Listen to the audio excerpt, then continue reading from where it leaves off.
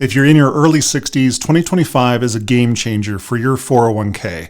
Thanks to Secure 2.0 Act, individuals ages 60 through 63 get to supercharge their retirement contributions with a higher catch-up limit. In plain terms, you'll be allowed to put much more into your 401k each year above the usual limits during those ages. This new rule can significantly boost your nest egg in the final stretch before retirement, giving you a valuable opportunity to catch up on savings.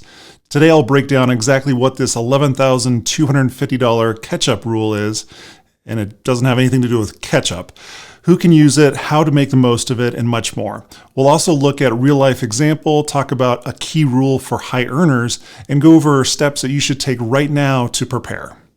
Before we dive into the new catch-up rule, let's quickly recap what catch-up contributions are. The IRS sets limits on how much you can defer into your 401k each year. For 2025, the standard employee contribution limit is $23,500. However, if you're age 50 or above, you're allowed to add additional contributions on top of that. This is the catch-up. In 2025, the standard catch-up limit for those 50 plus remains at $7,500.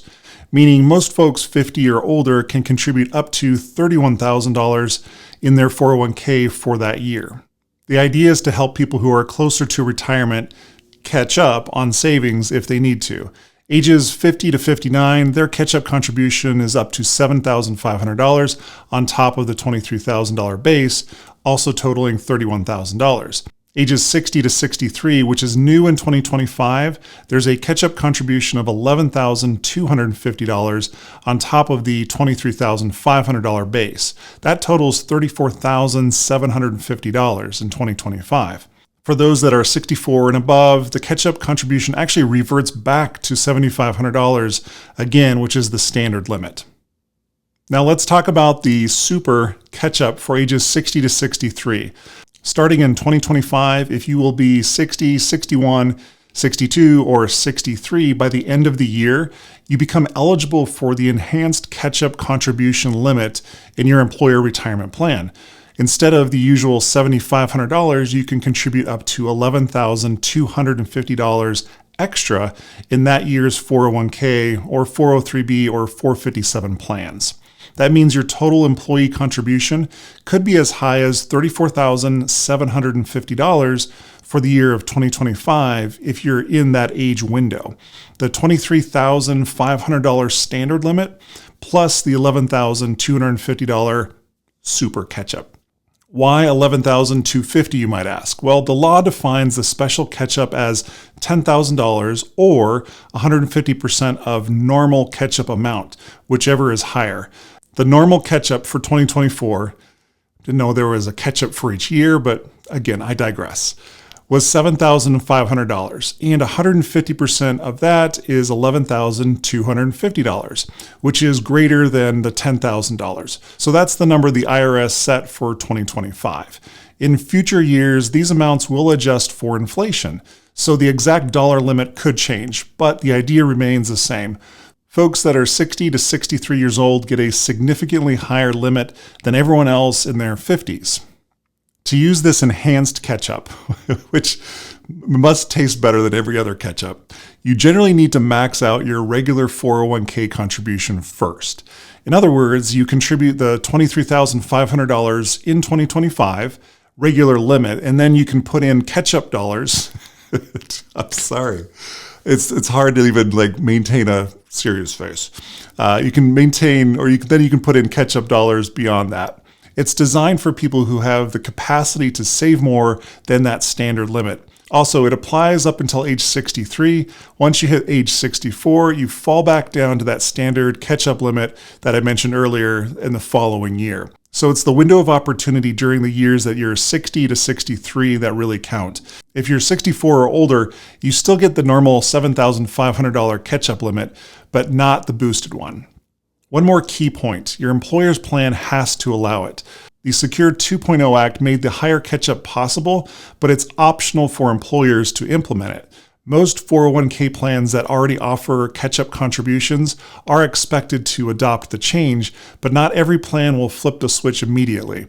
In fact, according to Fidelity, about 3% of retirement plans haven't added this feature for 2025, which means in those plans, the catch-up limit will still cap out at $7,500. Here's an action item for you. You need to check with your HR department or plan provider to confirm if the new age 60 to 63 catch-up limit is available in your plan. If it isn't, you'll be stuck with the $7,500 limit for now, unless or until they update their plan rules. Let's illustrate how powerful this new catch-up can be with a quick example. Let's meet Linda, who just turned 60 years old and plans to retire at 64. She has been saving in her 401k for many years and currently has about $1.4 million in her account thanks to diligent saving and obviously market growth. Linda is in a position to max out her contributions each year. Under the old rules, she could put in $31,000 a year, that $23,500 regular limit plus the $7,500 catch-up in her early 60s. But under the new rule, from ages 60 to 63, she can contribute $34,750 each year if she chooses. That's an extra $3,750 each year compared to before. Now, $3,750 more per year may not sound life-changing on its own, but let's see what it could mean by the time she retires. Suppose Linda contributes the full $34,750 at ages 60, 61, and 62, plus ages 63. Let's assume her investments grow at a modest, say, 5 to 8% annually.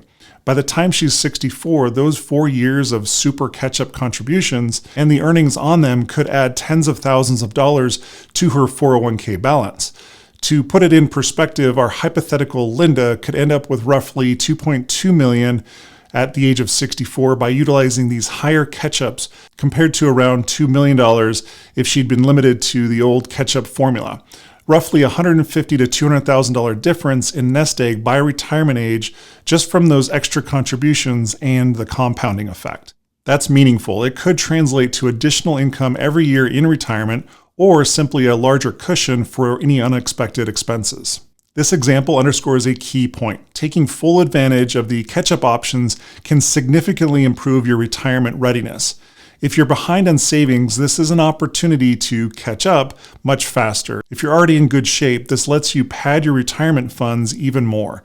Of course, not everyone can afford to max out their 401k contributions. In reality, only about 15% of eligible employees utilize the catch-up contributions at all. But even contributing a portion of that extra $11,250, if you're able, will help.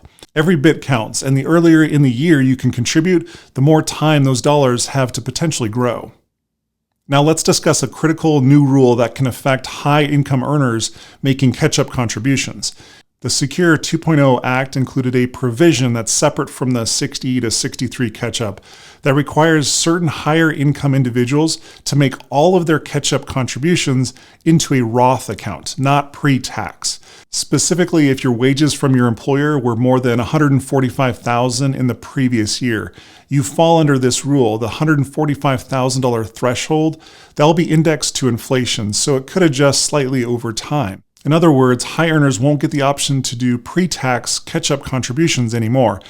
The government wants their money right now. Those extra age 50 plus contributions will have to be after-tax Roth dollars.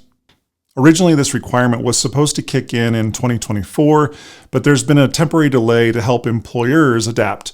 The IRS postponed this rule until 2026. So, as of now, in 2025, you can still choose pre-tax or Roth for your catch-up regardless of income. That's assuming the plan allows both.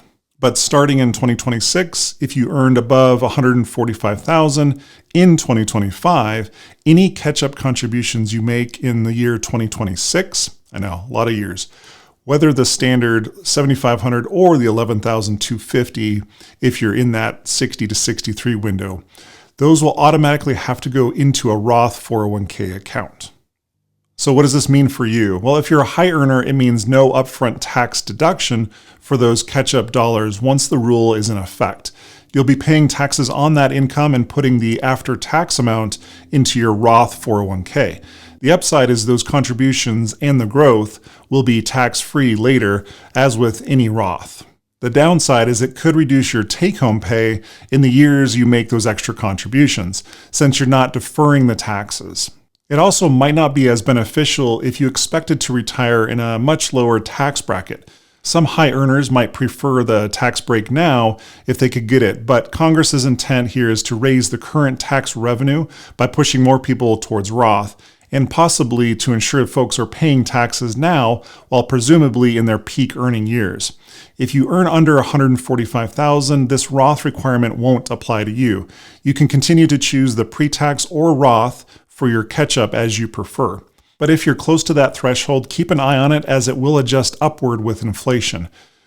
This rule also has a wrinkle. Your plan must offer a Roth option for you to make this catch-up contribution at all if you're a high earner. Starting in 2026, if you're over the $145,000 threshold and your 401k plan doesn't have a Roth 401k feature, then by law, you actually won't be allowed to make any catch-up contributions until the plan adds the Roth option.